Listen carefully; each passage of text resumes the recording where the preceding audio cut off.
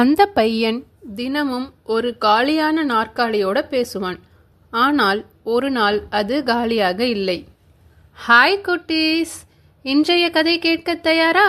இன்னைக்கு ஒரு ரொம்பவே எமோஷ்னலான ஸ்டோரியை கேட்கலாம் வாங்க. மாலை நேரம். பூங்காவில் குழந்தைகளின் சிரிப்பு சத்தம். ஒரு மூலையில் ஒரு பையன் அமைதியாக உட்கார்ந்திருந்தான். அவன் பெயர் விக்னேஷ். அவன் பக்கத்தில் ஒரு காலியான நாற்காலி. விக்னேஷ் மெதுவாக அந்த நாற்காலியை பார்த்து சிரிச்சான். இன்னைக்கு கொஞ்சம் லேட் ஆயிட்டேன்னு கோபமா இருக்கீங்களா என்று கேட்டான்.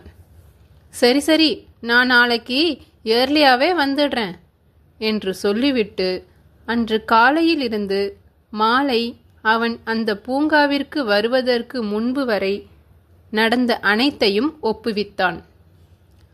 அதை பார்த்து அருகில் இருந்த ஒரு தாத்தா குழப்பமாக நின்றார். அவர் மெதுவாக அருகே வந்தார். தம்பி, உன் பேர் என்னப்பா? விக்னேஷ் தாத்தா. ஓ, நல்ல பெயர். ஆமா, இங்க யார்கிட்ட பேசிட்டு இருக்க? விக்னேஷ் சிரித்துக்கொண்டே, என் நண்பன் தாத்தா. தாத்தா சுற்றி பார்த்தார். அங்கே யாருமே இல்லை. விக்னேஷ் அந்த காலியான நாற்காலியை காட்டி, அவர் இங்கதான் உட்கார்ந்திருக்காரு.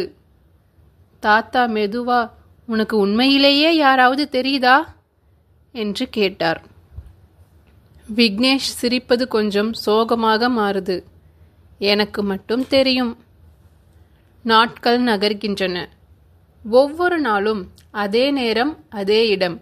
விக்னேஷ் அங்கு வந்து அந்த நாற்காலியில் உட்கார்ந்து பேசுவான்.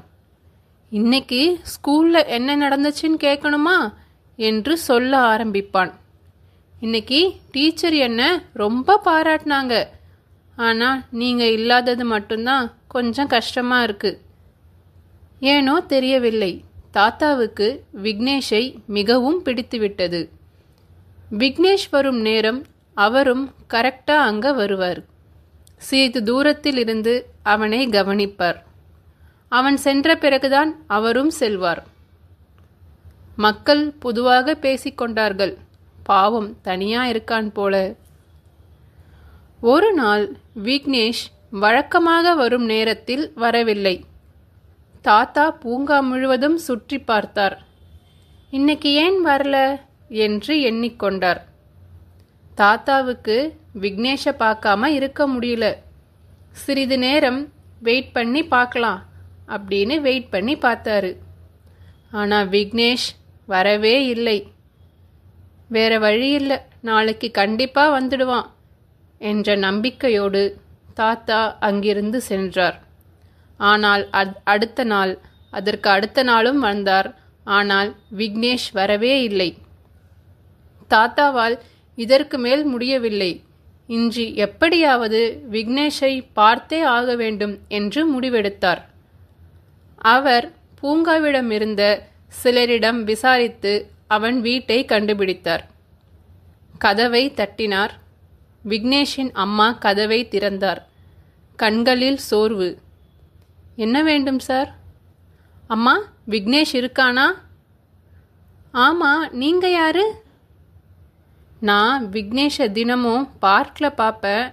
2-3 நாளாக அவன் வரவே இல்லை. அதான் என்ன ஏதுன்னு கேட்டுட்டு போலாம்னு வந்தேம்மா. அம்மா மெதுவாக சொன்னார். அவன் ஹாஸ்பிட்டலில் இருக்கான் சார். ஏம்மா, என்னாச்சு என்று பதற்றத்துடன் கேட்டார் தாத்தா. அதற்கு விக்னேஷின் அம்மா, பயப்படுற அளவுக்கு எதுவும் இல்லை சார். வைரல் ஃபீவர், ரொம்ப வீக் ஆகிட்டான். அதான் ஹாஸ்பிட்டலில் சேர்க்குற அளவுக்கு ஆயிடுச்சு. நாளைக்கு டிஸ்சார்ஜ் ஆகிடுவான் என்று சொன்னார். தாத்தா அவனை பார்க்க ஹாஸ்பிட்டல் போனார். விக்னேஷ் படுக்கையில் அமைதியாக படுத்திருந்தான். விக்னேஷ் என்று தாத்தா கூப்பிட்டார். விக்னேஷ் மெதுவாக கண் திறந்தான். தாத்தா, நீங்களா? இங்க எப்படி? விக்னேஷ், நான் உன்னை தினமும் பார்க்க பார்க்குக்கு வந்தேன். ஆனால் நீ இங்கே இல்லை. அதான் உன்னை பற்றி விசாரிச்சு உன்னை பார்க்க வந்தேன். இப்போ உனக்கு உடம்பு எப்படி இருக்கு விக்னேஷ்? ஓ, அப்படியா தாத்தா, ரொம்ப சந்தோஷம் தாத்தா. என்னை தேடி நீங்கள் இவ்வளோ தூரம் வந்திருக்கேன். அப்புறம் இப்போ எனக்கு கொஞ்சம் பரவாயில்ல. நாளைக்கு வீட்டுக்கு போகலான்னு சொல்லிட்டாங்க என்று விக்னேஷ் கூறினான். அப்படியாப்பா, சரிப்பா. அப்புறம் உன்கிட்ட ஒரு விஷயம் கேட்கணும் என்று தாத்தா மெதுவாக ஆரம்பித்தார். சொல்லுங்க தாத்தா என்றான் விக்னேஷ். அது இல்லப்பா, நீ தினமும் அந்த சேர்ல உக்காந்து யார்கிட்டயோ பேசிட்டு இருப்ப. அது யாருன்னு நான் தெரிஞ்சுக்கலாமா என்று தாத்தா தயங்கி தயங்கி கேட்டார். விக்னேஷ் மெதுவாக சிரிச்சான். அது என் அப்பா இடம் தாத்தா. ஆனா அவர் இப்ப இல்லை. ஆனா கண்டிப்பா நான் பேசுறதெல்லாம் அவர் கேட்பாரு தாத்தா என்று விக்னேஷ் சிரித்துக்கொண்டே பதில் கூறினான். தாத்தா கண்களில் கண்ணீர். சில நாட்களுக்கு பிறகு மீண்டும் பூங்கா, அதே நாற்காலி. விக்னேஷ் மெதுவாக வந்து உட்கார்ந்தான். அவன் வழக்கம் போல் பேச ஆரம்பித்தான். நான் வந்துட்டேன் என்று அவன் திரும்பி பார்த்தபொழுது அந்த காலியான நாற்காலியில் தாத்தா உட்கார்ந்திருந்தார். விக்னேஷ் அதிர்ச்சியுடன், அது என் அப்பா உட்காரும் இடம் தாத்தா என்றான். தாத்தா மென்மையாக சிரித்துக்கொண்டே, எனக்கு தெரியும், அவர் இல்லாததால் அந்த இடம் காலியாக இருக்கக்கூடாது என்றுதான் நான் வந்து உட்கார்ந்தேன். நீ பேசுவதை நான் கேட்கலாம் தானே என்றார். தொடர்ந்து, உன் அப்பா மாதிரி என்னால் கேட்க முடியாது, ஆனால் முயற்சி செய்கிறேன் என்றார் தாத்தா. விக்னேஷின் கண்களில் கண்ணீர் துளிர்த்தது. ஆனால் இந்த முறை அதில் ஒரு புன்னகையும் கலர்ந்திருந்தது. அப்பா கேட்பார், நீங்களும் கேளுங்கள் என்று கூறினான். அன்று முதல் அந்த நாற்காலி ஒருபொழுதும் காலியாக இருந்ததில்லை. இந்த கதையிலிருந்து நாம் என்ன தெரிஞ்சுக்கிறோம் குட்டீஸ்? அன்பு எப்படிப்பட்ட காயத்தையும் ஆற்றும். ஓகே குட்டீஸ், குட் நைட்.